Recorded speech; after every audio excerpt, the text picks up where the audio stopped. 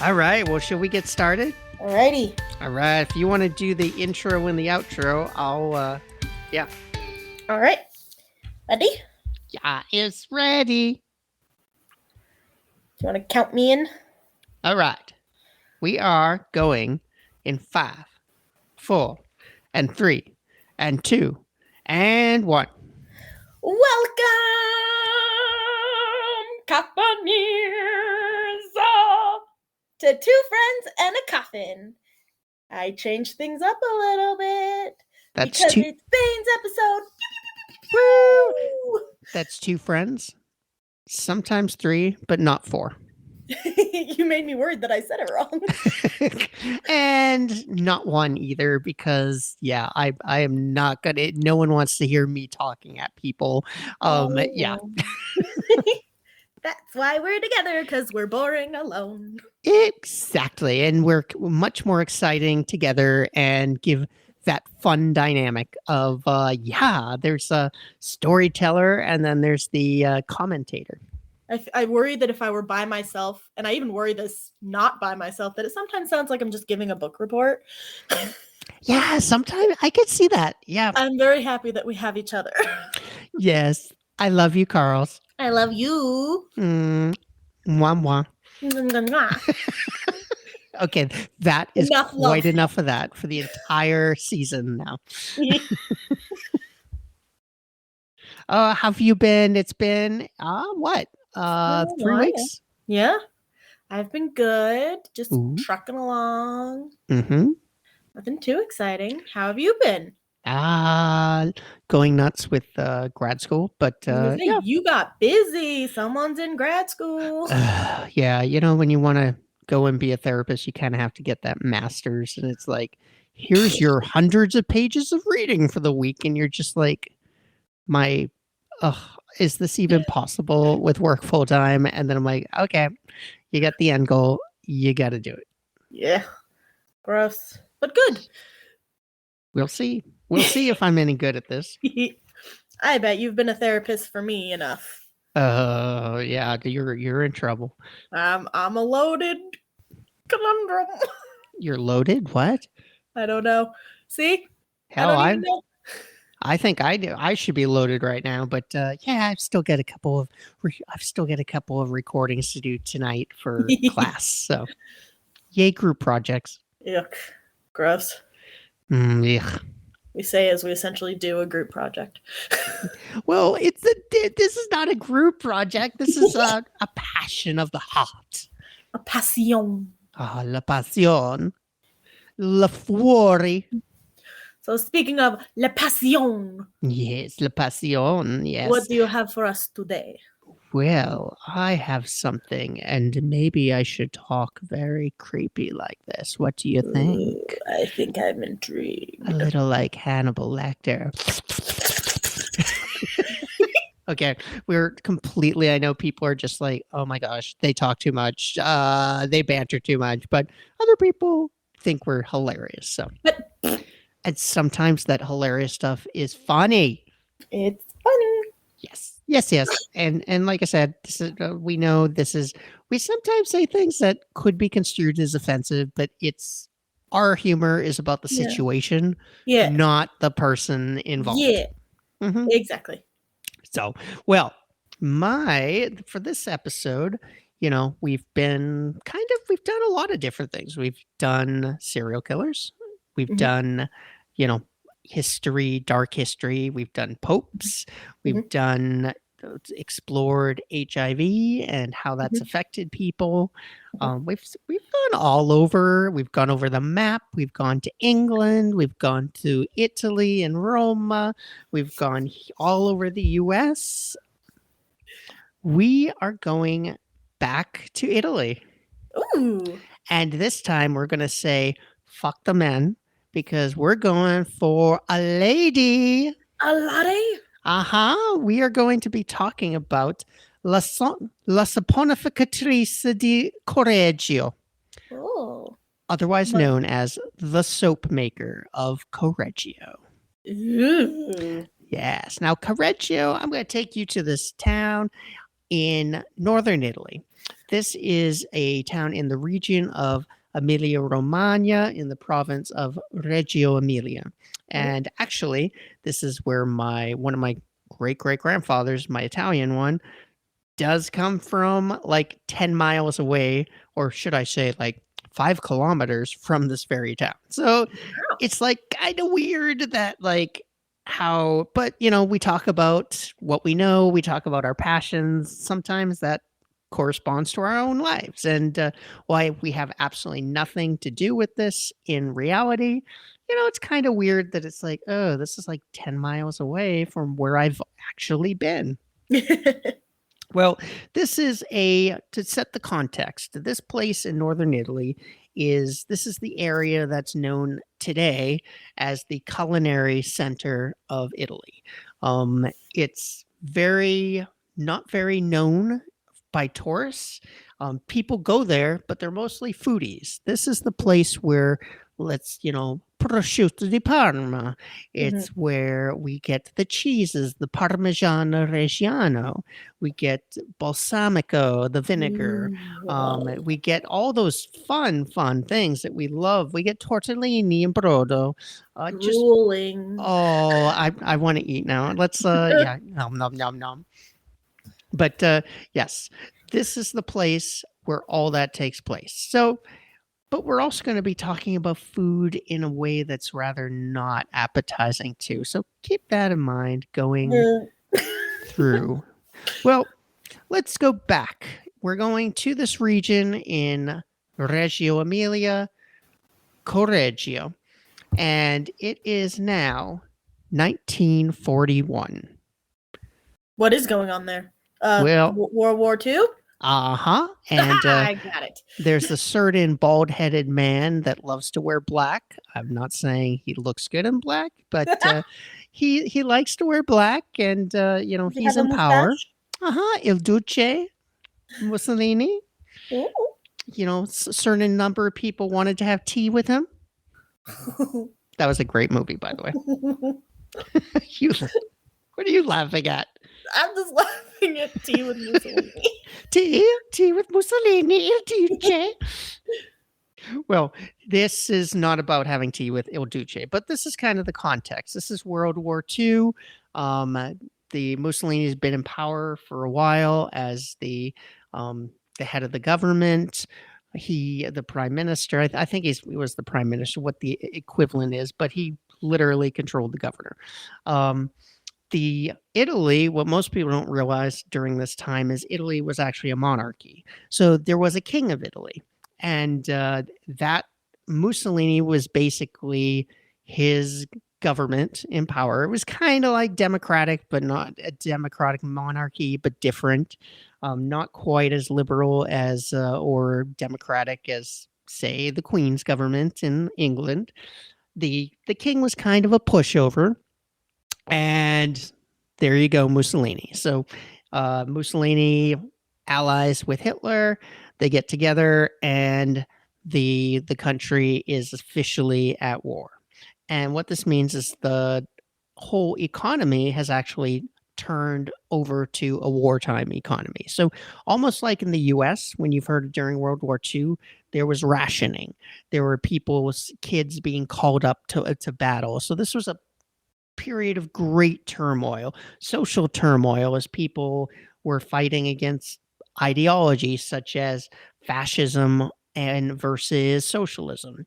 And this part of the country was very divided as far as that. There was a strong resistance movement, particularly the more you get into the mountain areas.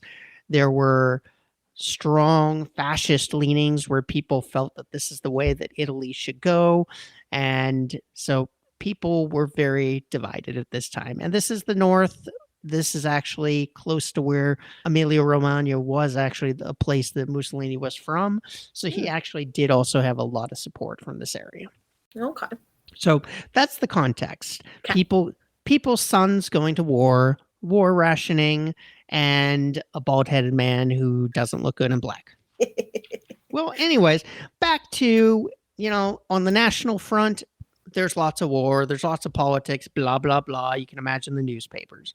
Well, let's go down to the community level. The local questura, the local police have gotten a little bit of a tip.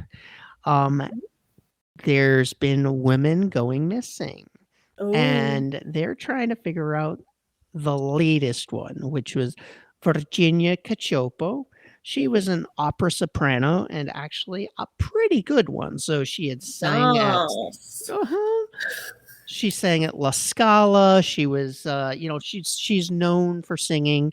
I've never heard of her. I'm actually wondering if there is a recording of her singing at one time, but I've never heard of anyone who's actually, dug that up. So if you have ever come across a recording of Virginia Cacioppo, let us know. I would love to actually hear her voice as, It'd be amazing. Oh yeah. This podcast is about, we like to focus on victims and, bringing them and letting them, Shine. what's that? Shine. And, this lady could shine on her own. So I'd like to actually have her own voice shining, but, once again. But anyways, she goes missing. The police had actually found that there was a bond that was circulating. Someone had taken a bond from her and had it turned up at a bank. And they traced it back to a parish priest. They traced it back to a cheesemaker. And finally, they traced that back to a certain woman named Leonarda Cianciulli. Okay, that sounds like a setup for a joke, though. A priest and a cheesemaker. And a I don't know what you'd call her, but a soap maker. How's that? A priest, a cheesemaker, and a soap maker. What do they have in common? They go into a bank and they have a bond. What kind of bond? A money bond. Oh, I was going to say covalent. Yeah.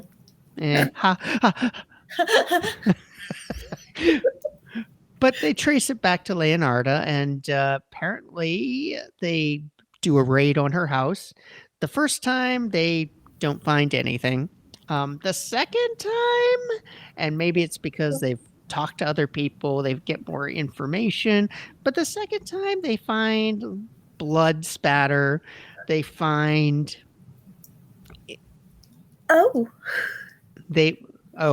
sorry, I'm gonna have to cut this out.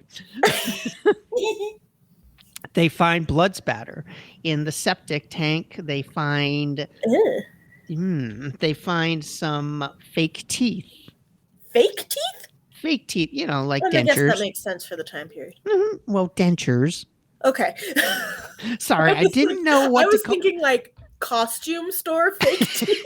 They found George Washington's wooden teeth.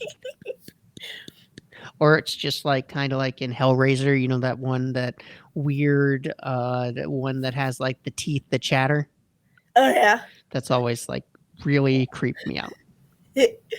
Well, they find the dentures, they find the blood, and they start grilling her. And she's denying it. She's like, "How dare you? I am a successful woman.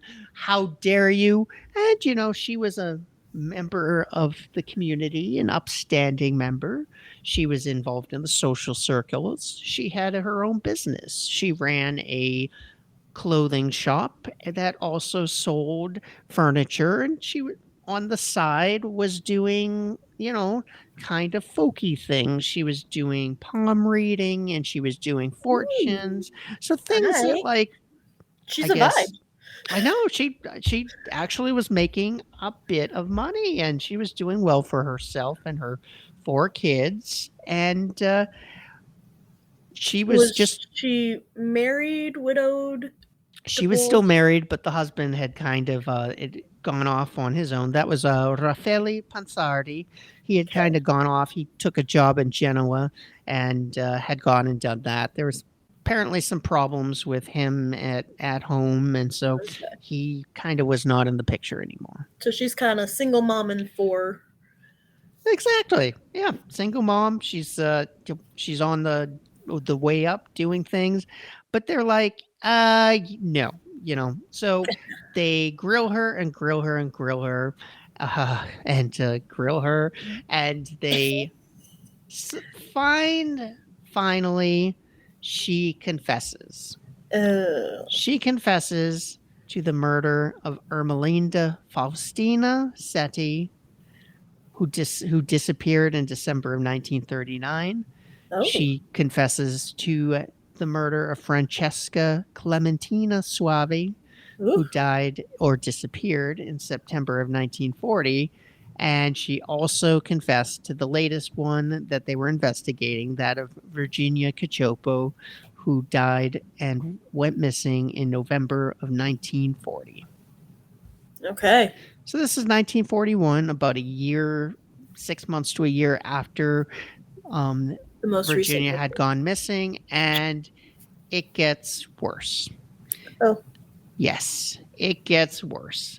Her confession, she confesses to these murders.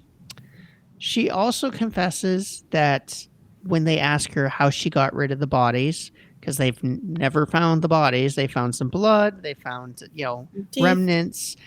She had actually taken clothing from them and was selling them in her shop. She was pawning things. She was, selling the bonds, using the bonds. And they asked her, well, what did you do with the bodies? And the answer is far worse than anything you could probably imagine. I'm worried because of her name. About Cianciulli or Leonarda? About something about soap making. Well, that was kind of an after effect. She basically claimed that she chopped up the bodies into 9 pieces, which is very, very, 9 pieces. I don't know how you do that because I'm thinking about it: the head, the arms, the legs, the trunk. That's 6. So what were the other 3 pieces? Maybe she cut the torso into 3 pieces. Do you know? I mean, but isn't that hard to cut a torso up? Yeah, or maybe she did hands, feet. Oh, maybe she cut up the elbows and the knees. Yeah. Okay, I could see that. 5, 6, 7, 8. Or maybe she just didn't know how to count, and she actually had 12 pieces. 9. Oh, that's a good number. Exactly. 9 pieces. Well, she put them in a pot and she boiled them down, and she drained their blood from them before she obviously threw them in the pot. And she made the blood into lovely cakes. Cakes. She basically she rose, like I said, this is Reggio Emilia, where the food fucking capital of the world. We're making fucking cakes here. So she took the blood and she baked it in the oven until it was dried and nastified and coagulated, and then she mixed it with chocolate and sugar and eggs and all those good things and made them into cakes. First red velvet. What? First red velvet cake. Oh. What is red velvet anyways? What's the flavor there? Chocolate with just red food coloring. So it doesn't actually taste like anything. Just tastes. I don't think it's like a deep chocolate. It's actually a very light chocolate flavor, but it's chocolate. I'm disappointed. I thought it would have like a fruity thing, like no, it's just a color. And you can do like I did a blue velvet and then a red velvet cake for 4th of July once. Okay, all right. I stacked them, so yeah, it's just food coloring. Maybe I'll have to do a pride velvet. Yes, that would be awesome for June. But anyway, she made these lovely cakes, and like I said, she was she had ladies coming in all the time to have tea. She served them to the ladies. No. And she also served them to her kids. No. And she said they made lovely. They were tasty. Well, yeah. And then she took the bodies and the ones that were in the pot, and she basically took the fats and added some lovely caustic acids, and she made them into soap. And she gave those to neighbors. Neighbor gifts. Neighbor gifts. Beware of neighbor gifts. You never know what your neighbors Seriously. are actually doing. I don't take any gifts from my neighbors. No Dahmer bars. Isn't this like the multiple, like the 10th serial killer, like, you know, of that's like had some hand in food, whether not that they necessarily ate people, but did some sort of food and cooking and stuff like that? Yeah. Yeah, like Dahmer did the chocolate, and Gacy was a cook, a chef, a line chef before he got into construction, and you know, the Kansas City dude, Bordella, was I want to say he did he was a side chef. Yeah, and then I think Catherine Knight, I think, did like a slaughterhouse. Is she the Australian chick? I believe so. Ooh, and then there was Willie Picton up in BC who did the pigs. Ew. So yeah, well, just anyway, she found a lovely way to dispose of the bodies, and you can imagine the public was horrified. I mean, soap in general is gross when you think how it's made. I'm just throwing that out there. Yeah, I guess so. Yeah. But let's just add another layer of disturbing by using a person. Well, the idea of, like, you know, I'm getting clean by rubbing my body with animal fat. Waste not, want not. I don't know. Makes me just very happy for body wash. Yeah. Yeah. So, yeah. Century. Well, this literally caught the attention of the public. I mean, maybe this was now, she was arrested in 41. And the trial began in 46. So it was at this point when she went to trial, it was post-war Italy, and probably Italy was not feeling very well. They were pretty much destroyed. They had to rebuild. They lost their monarchy. They were pretty needed something to lift their spirits. And what more to focus on and lift their spirits than a story of cannibalism and soap making and a murderess. Yeah. Yeah, we love true crime, don't we? My spirits are lifted. I don't know about yours. I know. It's just like I feel so much lighter when I talk about this podcast. I don't know about that. Sometimes I feel a lot darker and feel like I want to throw up, like right now, because of thinking of the lady finger cakes. Well, you know, she wasn't always a murderess. She was lady. She was, maybe, I don't know if she was ever a lady, but she was young once. She was born in 1894. She was born as Leonarda Cianciulli, and she was born outside of Naples in the town of Montella in Irpinia, Italy.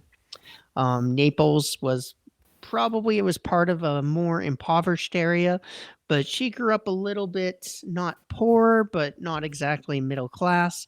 Her mom, it was her second marriage, and she was the youngest of 6. Now, she was sickly. She had epilepsy. There was a lot of verbal and emotional abuse. Apparently, her mom was kind of sadistic and hated her. And so she was subject to a lot of abuse. Eventually, she ran away and married Raffaele Pensardi, who was from Basilicata, which is down in, the boot of Italy. Okay. This is more towards where the heel actually meets the sole of the shoe. Okay. And so he had moved up to this area up near Naples. There was a lot of migration going on during this time as well. It was not necessarily a happy marriage, but then again, she hadn't had a happy upbringing. It seems like she really didn't have much happiness in her life. They scraped by. Her husband was a clerk a registry clerk, so he worked for the government. They had numerous children, but 10 of them died in childbirth. Oh. 10 died in their cribs. She had 3 miscarriages on top of that, and this was all in a row. So 13 total? A total of 13 that would die. Oh, that's hard. But she eventually was able to, carry full term. She had 4 that did survive, and she had her 4 children. And by all accounts, she was a caring mother. They were her life. Maybe things were turning around for old Leonarda. Well, unfortunately they moved to a place called Lacedonia in the Campania region. She was not liked. She had a reputation for petty theft, for doing threatening people. And she really, eventually she actually got imprisoned for, guess what? Stealing money.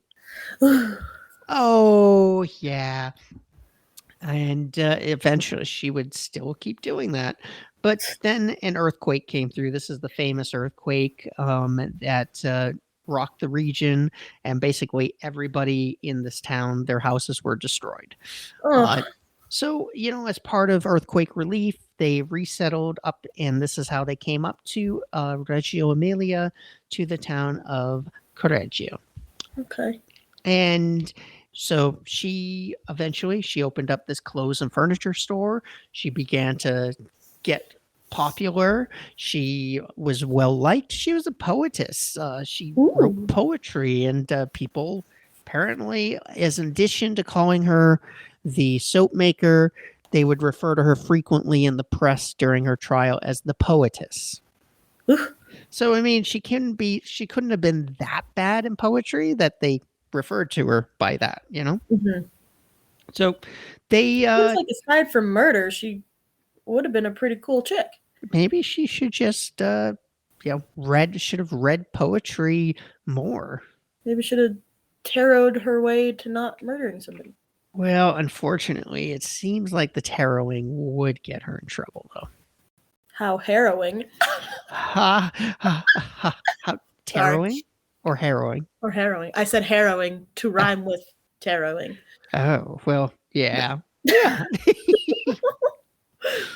Well, they caught her. They had the trial in 1946, and she came out with all this stuff. It was the trial of the era.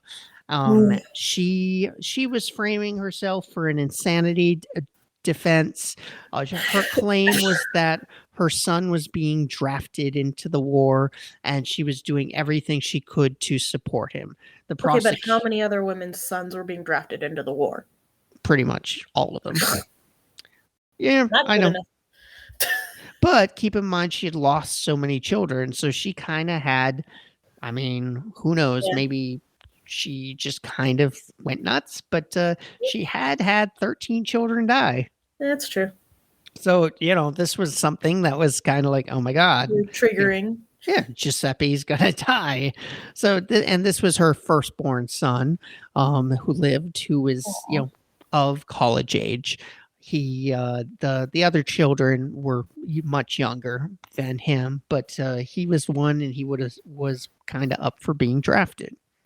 Well, she got convicted of her crimes. She was sentenced to 30 years in prison, with the first 3 in an insane asylum to receive treatment. Okay. Yep. And so she died in 1970 in Pozzuoli, which is, once again, she ended up near Naples, and she was buried in a pauper's grave, as her family didn't want a damn thing to do with her. Well, one of the things that really complicated things was that the police at first had thought that her son, Giuseppe, was the one who had done these murders. I mean, after all, this was a woman who was 4'9", 200 pounds wide. So I don't know if she was 200 pounds, but she was not a small woman. So it's like, how did this woman have the strength to kind of haul around these bodies? And so obviously they were like, no, it was Giuseppe. He did it. And then after that, she confessed. Before that, she was just like, nope. I'm a super lady. I have my clothing store. You ain't going to pin this on me. Not today. But then when I don't wanted to pin it on old Giuseppe, she's like, "Oh hells no!" And so that's when she confessed. Well, Do you Giuseppe think was maybe a she was confessing to protect Giuseppe? oh, that is something that has been thought of, but in Mhm. the eyes of the court, in the eyes of the police, they were, she gave some very vivid descriptions. There was nothing to really pin Giuseppe on it. And at the end of the day, he was released and she went to prison. Man. And I'm not really sure what their relationship was after that. Couldn't have been very good, Hey, mom, you fed us lady cakes, and you Every fed time us I'm like, lady okay, cakes. maybe I remember that bit, and I'm like, okay, but no. You made us wash with lady soap, and then you had the goal to get me arrested. Like, you're a great mother, mother Thanks, of the man. fucking year. Well, going back into a little bit about Leonarda was that she did some interesting things. In addition to her being just very interesting, she was kind of very super romantic. She was eccentric, and she probably was very, what's the term? Um, when you blow things out of proportion, what's the term? Dramatic. Dramatic is a good term for Leonarda.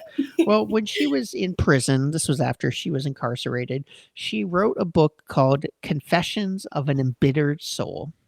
Ooh. And all you need to do is that word embittered. Like, who uses that? Like, Yeah. that's so dramatic. Like, so dramatic. Like, I'm not just like I was jaded. I was like, I'm embittered.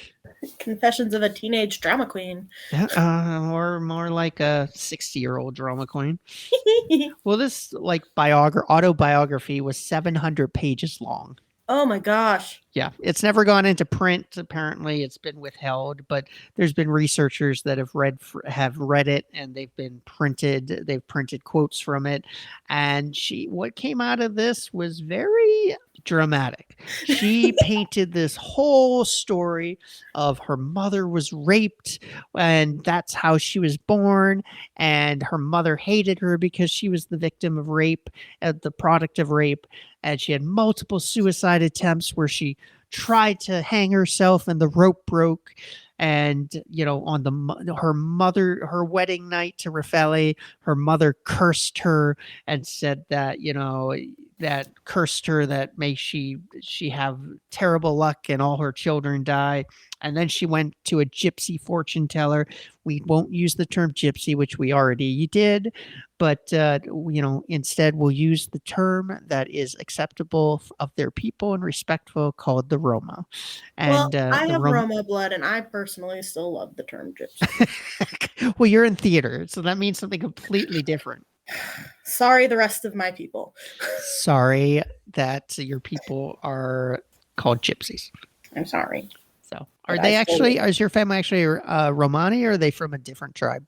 I believe it is Romani. I think it was on my mother's side. Ooh, I know it's not a lot, but I have some, and I'm very proud of that little bit that I have. Yay. Have you ever watched that my big fat gypsy wedding on TLC? It's so bad. It's so exploitive. It's like, oh my gosh. It's like a train wreck. You have to keep watching it, but it's very, some things they talk about the culture, but other times they're just like, you're definitely exploiting them. Oh no. Yeah, but anyways, back to the story. She went to the Roma, who did her fortune and said, "You will marry and you will have children, but all of them shall die." And so she kept having that, and she lost 13 children, so she probably was like, what the fuck? And apparently she resorted to magic again she got a local sorceress to so that she could carry the full term and her children would live beyond the initial periods. She figured that when the war came and Giuseppe was able to get her firstborn, her beloved was going to get drafted, she's like, you know what? Why don't I turn to magic again? And she claimed she read all the old texts. She got into all this like she learned how to palm read and she learned how to do this and that, and that's part of her whole doing palm reading for her friends. The palm reading and the fortune telling that she got into was actually how she lured these poor women into her grasp. The first one, Ermelinda Setti, was a spinster. She wasn't. She would always wanted to get married, and she was like a 70-year-old woman. She's like, find me a love, find me a love, find me a love, and so finally, when during this whole time that she was trying to learn magic and to be able to protect her son Giuseppe, she eventually resorted to blood magic. And she believed that, this is what she wrote anyways, she believed that if she gave up something that was important to her, then she would receive protection. And it definitely goes against the whole what you do you'll get back 3 times, like they do in Wiccan circles, they believe. Although Wiccans do not believe generally in blood magic, and so that's kind of why the whole, if you do it 3 times, it's going to come back to you 3 times more, 3 times 3. So anyways, she got into this really dark magic, and this woman kept coming to her saying, oh, I need you, I need a man, I need a man, I need a man. And in her brain, she says she kind of came to the conclusion, well, this is a friend of mine. I like her. I care about her. If I give her up and sacrifice her, well, that's it. And so she told her, I have found a husband for you, and he's far away, and you're going to have to go, but I will fix you up with him. And so she got the woman to, send letters to her friends saying, that so that they'll get them once she gets there, saying, hey, I've met this man, I'm going away. And so the day came for her departure. Setti had brought all the money she had, all her clothes. She was all dressed up, the glasses and the scarf. She was all ready to go on Mussolini's gravy train. Wait a minute, that makes something completely different. She was ready to take the tram all the way down to Sicily, and Leonarda proposed that they have a drink. And she drank it, and she started feeling woozy and lightheaded because Leonarda it was spiked with and so then Leonarda came up behind her and smashed her in the head with an axe. And that was the end of poor Ermelinda. Well, Leonarda found that she had on her 30,000 lira, which is about $28,000 today. And she's like, what? And so she, put the clothes in her clothing shop. She got the money, and she decided she made her into lovely tea cakes. And, it went well. Well, she realized that apparently she worried that the protection wasn't enough. So that's when she realized she had to sacrifice a second person. And so that was Francesca. Same thing. She found her, this time it was a job as a teacher in a prestigious university. And so Francesca went thinking, I'm going to get a job. And once again, this was through tarot and palm reading that she kind of had lured her. Leonarda had made Soavi write so that once she was gone, they would get these letters from friends to her friends, and they would know, oh, that's why she left. So it's kind of like covering up her tracks, Well, she didn't get much money from her. She got like $3,000.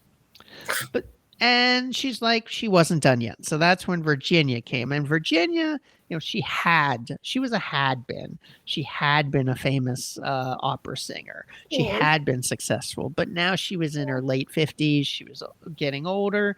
Her fame had faded. And, she all talked about her glory days. Well, Leonarda had a idea for her too. She said, "You will become great again. I have a friend who's an impresario and produces operas, and I want you to take a job under him as a secretary, a personal secretary." And there was also some promises of love and all that mushy stuff. And so she bought it, and then she bought the farm. Poor Virginia. And that was Leonarda's undoing, was the third one. It was somebody who was connected. The other two didn't really have family. Virginia, on the other hand, she had family in the area. She herself didn't have a husband or children, but she had a brother who had a wife who was kind of a nosy Sally, and poked her nose into everyone's business. Thank goodness she did. Good. She saw Virginia going into Leonarda's shop, but she didn't see her ever come out. Oh. And so she kept going to the police saying, "She's done this, she done this, she done this." And the police are just like, "Get out of her, lady. Get out of her, lady." But then the bond turned up, and that's when the police are like, "Wait a minute. Maybe there is something here." And then they traced it from the priest to blah, blah, blah, all the way back to Leonarda. And then she was caught. Good. So this was the story of Leonarda. Wow. But her it's been disputed, most of the stuff that she wrote in her memoirs. She was eccentric and she was dramatic, and a lot of the things people are like, this doesn't add up. The fact that you claim your mother was raped, even though you were the youngest of 6 children and she already was on her second marriage. I mean, don't want to pull a Trump thing and saying you're too old to be raped, but the chances that she was going to, the chances are this kind of sounds a little fishy, Uh-huh. The idea that she put all this magic stuff out there, like blaming it on the magic, almost sounds like a ploy to claim, so that she was building her defense for being insanity plea and duress. There's even been doubts that she even made the ladies into soap or served them in chocolate. There's been a lot of debate that she kind of, there's also been debates that maybe Giuseppe wasn't involved and she just took the fall for her son. At the end of the day, we might never know, but want to, couple of shout outs on this. There is obviously Wikipedia actually has an okay, and I also looked at the Italian Wikipedia, which has much more details and more specific details than, say, the American Wikipedia. I don't speak Italian, so I couldn't really go to a lot of the sources. Shout out to the girls at Red Handed, episode 186. And then there's Brooke and Olivia at Things That Keep You Up, episode 43. Olivia actually went into some of the source material, tracked down the criminologists in Italy who were studying this thing.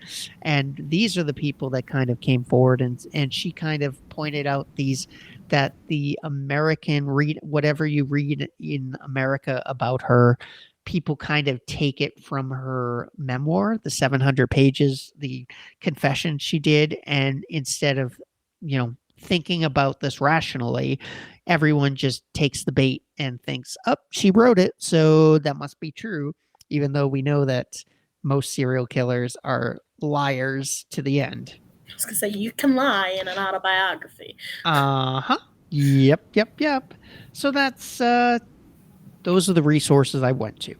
Interesting fact is that if you go to Italy today, you can go to the Criminology Museum in Rome, and you can see a display of her axes, knives, and the pots that she supposedly used in cooking the ladies. Well, that's cool. So yeah, they've here's this woman she has a major exhibit at the Criminological Museum, and you probably haven't even heard of her. Absolutely, I'd never heard of her. But I've heard about those lady fingers. Gross. What about those finger sandwiches? Bony. And a lot of that nail polish though disagrees with me. Doesn't go with the bread. But yeah, so Ermelinda Setti, Francesca Soavi, and Virginia Cacioppo. Those are the ladies, the woman who were snuffed out by this monster, who all she could think about was herself and her son. And as we've seen, probably getting rich. And that's kind of, for a lot of female serial killers, that seems to be their motive, is money or revenge. And in this case, probably it was the money, not, I want to protect my son with witchcraft. Do you believe her? No. No? Okay. Well, I'm sus of Giuseppe, though. Yeah, you're sussed about Giuseppe, huh? I'm not saying he did it alone. I'm not saying he did. I feel like maybe he. Well, we'll never know. But I'm a suspicious person. Yeah, you are. You always look for the conspiracies, don't you? Well, that's it. I think that's all we have for today. That's it. All right. Real quick, Twitter, Instagram, TikTok. Email us at twofriendsandacoffin@gmail.com. We'd love to hear your comments, questions, anything, suggestions. We want to hear from you. Also, anything suggestive. Yeah. Ow, ow, ow. All right. Okay. Bye-bye. Yay! And spent.